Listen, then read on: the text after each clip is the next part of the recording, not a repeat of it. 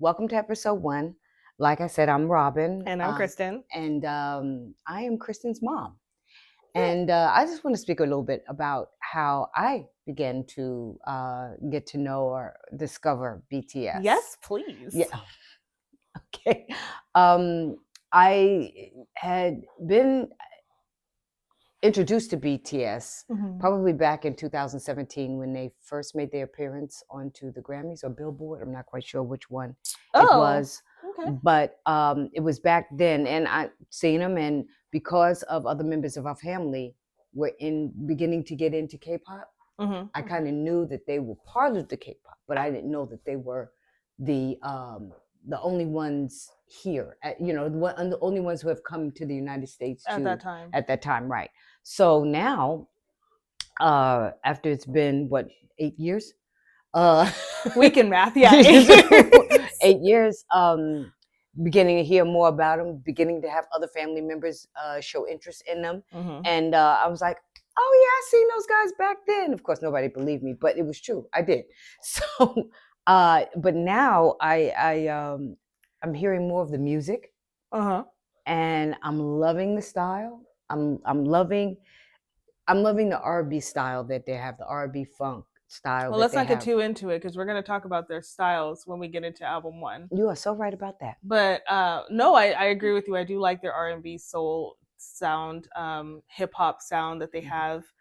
They actually have a lot of different sounds. They have a lot of different sounds. That's right. When you take a look at some of their selections, especially when you consider the songs that they broke out with here, Dynamite and Butter and Permission to Dance, like those just.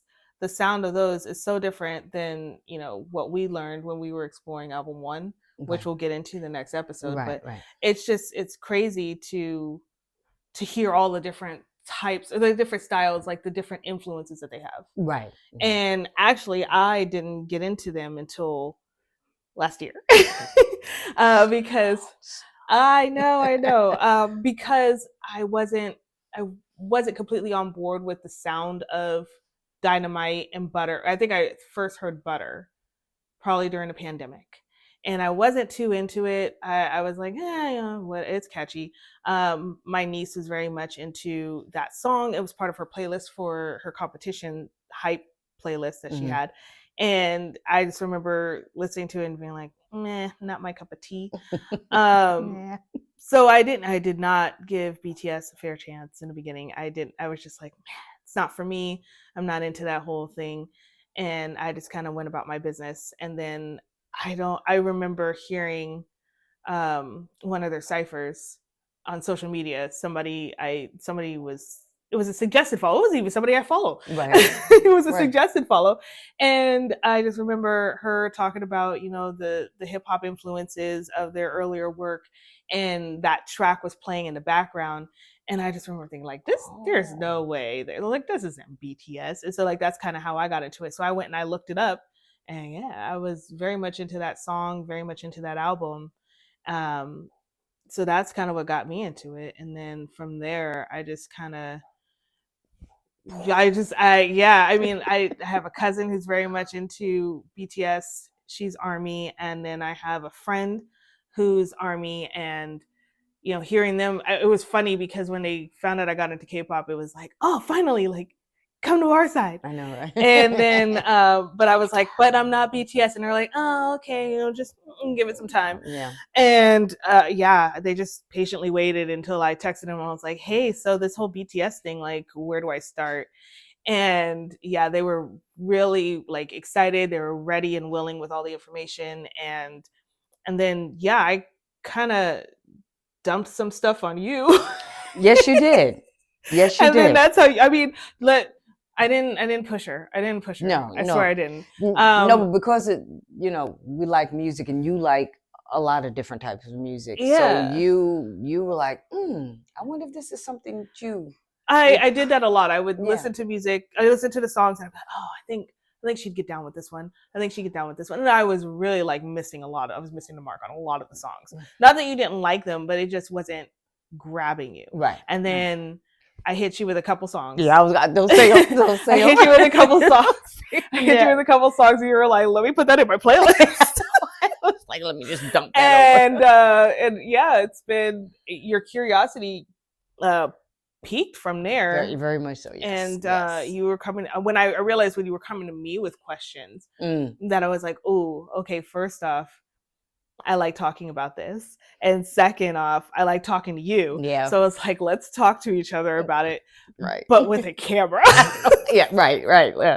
Let's have these conversations with the camera. Yeah, with a camera, because who doesn't want to do that these days? And not only that, though, but just like me, I mean, it's probably not the norm. I didn't think prior, but now I know it is for different various age groups. Yes, to be as interested. I remember coming into K-pop and thinking like, oh, I'm too old. I'm not gonna tell how old I am, but oh, I'm too old for K-pop. Like that's for like teenagers.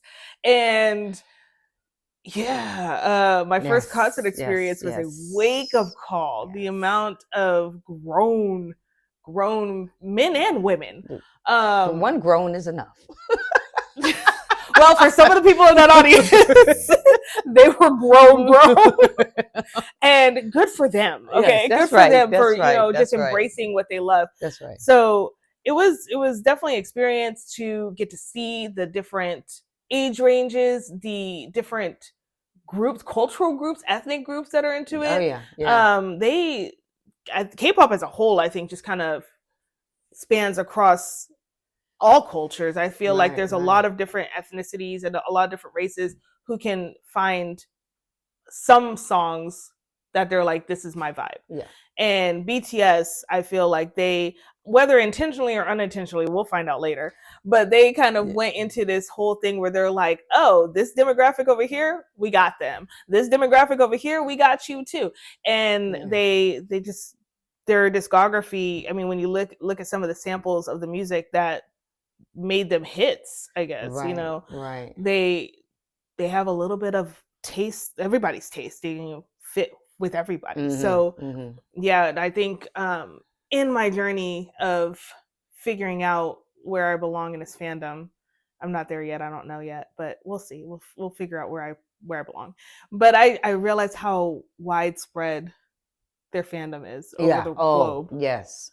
And we saw that video that one time where we talked about like how many, like the population of ARMY in like all the different countries of the world. Right. And I think that's huge because I think a lot of people think K-pop is just for like Koreans. Yeah. And then, like they're South America, all over the North America, Africa. They're all in Africa. Yeah. They're all over the place. Europe. I mean, I don't think there's a corner of the world globally that BTS isn't touching in some capacity. Right. Exactly. They are very well known at this point, and they've been doing the work. Yeah. They have been doing the work, as we've found out, and just listening. And we're still finding out. Yeah. And we're still finding out, but they are doing the work, and that I like that. They, it shows. Yeah, I'm excited on this journey. I mean, I think this is gonna be fun for us. This is gonna be a fun bonding experience. Not that we need to bond anymore, but like I want to bond. We're so bonded. We're already bonded. We're so bonded. Yeah. I mean, but I think this is another thing that is now like hours together. Yeah. I mean, before it was Michael Jackson. Yes, it was Michael. So it was Michael. It's always music. Well. That's our thing. But it started early. Yeah, it started early. That's what it was. She got me real early. So big old Michael Jackson poster over my crib. That was real early. Yeah, that's real early. But even through not just through the artist, just through music. Period. In general. Yeah. Just I've got my instrumentals that I like. I mean, who was it? Chuck Mangione. Yes. So it's not just feels so good. It feels so good. It's like I used to listen to this in the 70s. Like, oh, okay, so what do you want me to do? But now I'm listening to it. Like, what do you want me to do with that? Yeah, except for that wasn't my reaction. My reaction was like, I know this song. It was in a Marvel movie. Oh, because it was in Doctor Strange, and I was like, okay. And I heard the whole thing. I was like, playlist. So I think music is, and this is just another Yeah. Another level of our another chapter music of it, obsession Mm-hmm. that's going to bond us beyond blood. Yes, beyond blood. Yes, yes, yes, yes. Okay, so we talked about like how we got into BTS, Mhm. but why BTS? And Because I want to ask this question mostly because it's me asking me, Okay. because I realized I didn't start with BTS when I got into K-pop. Okay. And what was it about BTS that made me say, "Oh, I'm going to talk about them on the internet"? I'm gonna hang around here a little while longer. Like why? And I don't know if I know fully. I just feel a different type of connection to the group. Mm-hmm. Maybe because I got into them in a period where they weren't really doing anything because they're in military enlistment. So maybe that's what it is. I was just so eager for content Right. Right. because they weren't putting out anything. Yeah. And the other groups that I got into, like they're doing stuff, so Mhm. they're not currently serving yet. So maybe that could be why. Maybe that could be why I have this like hunger for BTS and why I would. But like, well, okay, let's. Why of all the songs that I kind of threw at you to be like, hey, check this out across the different groups, without giving too much away. Okay. What was it about BTS songs that I sent to you that you were like, oh, I have questions. Like why what about those songs or the group or however it was in your when you were, figuring it all in your head. Mulling it all out. Yeah. That you said, I'm gonna come to her with these questions. Well, because what you were introducing me to, letting me hear, was mostly in the R&B funk area. I didn't send you any funk from the other groups. I thought I did. Some, but I think the vocals and the music and okay, the vocals and the music, and later on the dancing, which they all, I have to say, the other ones did have some great. The other groups, yes, the other groups had some great choreography, but it just seemed a little sharper. Cleaner. It just seemed to me, it maybe hit because different. It did. It Maybe because it was like all three, the vocals, the music, the choreography. So it was just like it was trifecta? Like, yeah, it was. Maybe it was that. And it kind of made me go, oh, wait a minute. Who are they? Look at them. Look at what they're doing. Who are they? And it all came together. And the groups, which are different than what I've been used to as far as male groups. I don't want to say boy bands. Yeah, male I feel groups, like they're a little too old for calling boy bands at this point. Well, first of all, you had, unless it was a band, back when I was growing up, unless it was a band, the members kind of was like 3, 4, 5. Mm-hmm. Not more than that. Yeah. Right? So now you're looking at 7, 8, 9, 13 in some cases. group members that are so synchronized that it's looking like this is something that just to see the workmanship. It looks like a work of art when you watch it. It's so that was like, hey, they're knocking this out the park. They are really good. And so that, I think that's what made me come to ask questions and want more.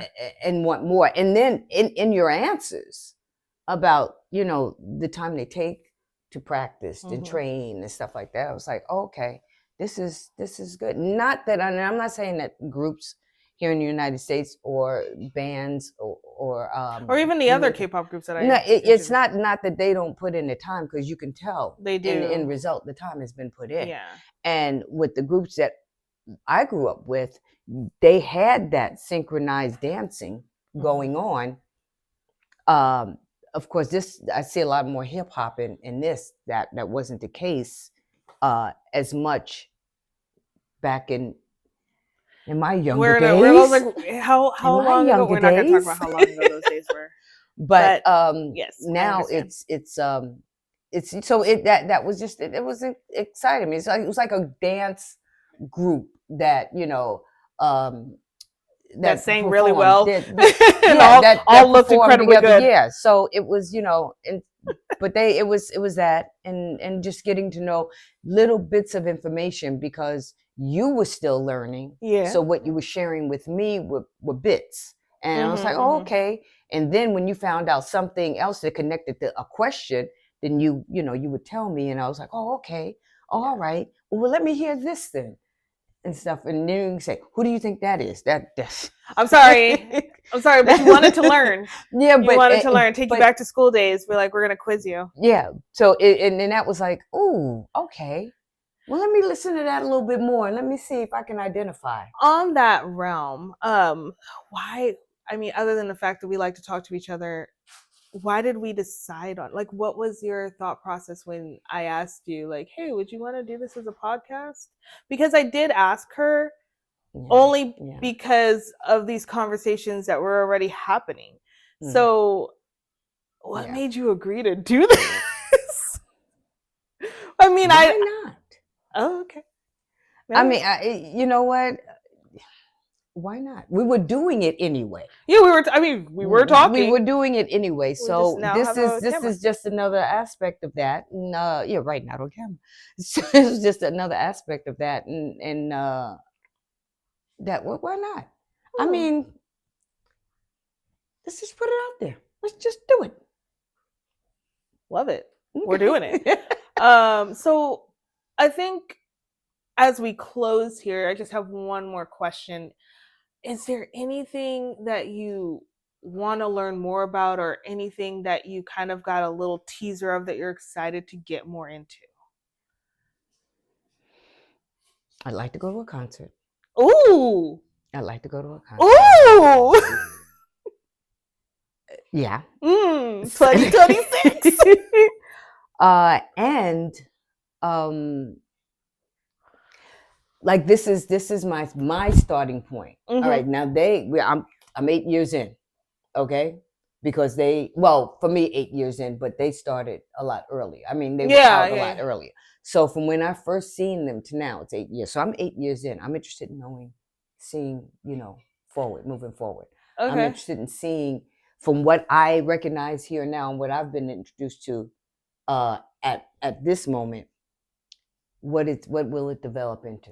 Well, you're saying 8 years in since exposure, but like you haven't really been active. No, I haven't been active. But that's why I say from this starting point. Okay, that's why I'm saying that. Yeah. So you were like a sleeper cell. Yeah. Now you're waking up. Now I'm awake. So to do your BTS mission. From my first exposure till now, and then what I'm getting now as my my true introduction and start, right? So then I'd like to see what goes from here. What will they do? What different music influences, or what different music influences will we see that are their influences that will come out in their music, and also will they do any acting or anything like that? Oh, okay, so it's really interesting to say that because Jen was the oldest of the group. He was studying acting in school, in college, when he was recruited. So maybe. Well, maybe. Taehyung has acted. He has a K-drama under his belt. Oh, okay. Yeah. We'll probably have to explore that. Yeah. I haven't seen it. I don't even know the title of it. But I know that he has acted.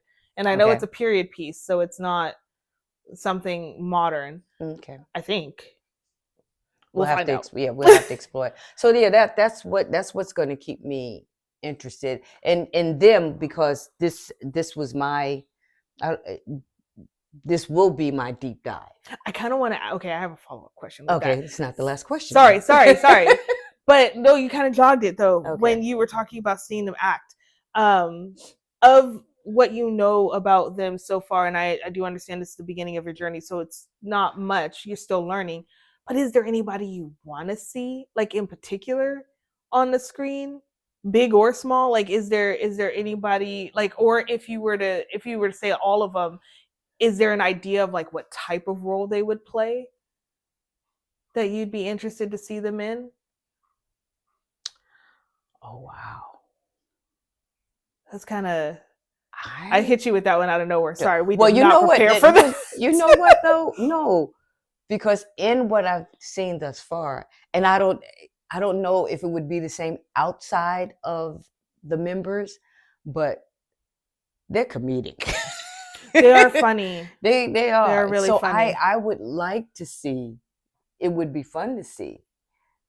Not all of them together, separate, or maybe a couple, because I know how they operate together in communities, and it's all spontaneous, and that's what it's not scripted. I believe it's not scripted. I don't know, but it's all spontaneous. I mean, to a degree, I think it's like the equivalent of our reality show. But well, maybe not. Maybe not our reality. I feel all of our reality shows are scripted under the guise of reality. But I think there's an element of like they have an idea of what's going to happen and how the episodes are going to go, or the interviews are going to go. But I think that they also just bring their own individual personality to every interview, every show of Run BTS. I think that they do a lot of stuff off the cuff.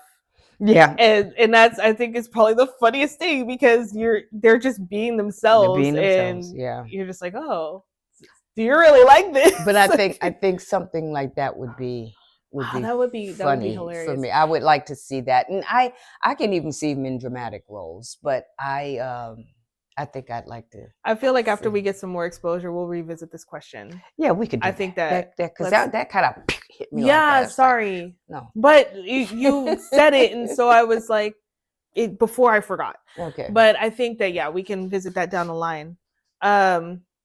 For me, I think the thing that I'm most eager to see is what they come at us with when they all get out in June of their military enlistment. They've said Run BTS is going to continue, so I want to know what that looks like. At this stage in their lives and in their careers. We're already seeing a little bit of J-Hope, and we're seeing Jin and J-Hope post discharge, so we're getting their content. I don't feel like there's too much difference in Jin pre and post military, but I feel like J-Hope is really kind of, for lack of a better term, letting his hair down.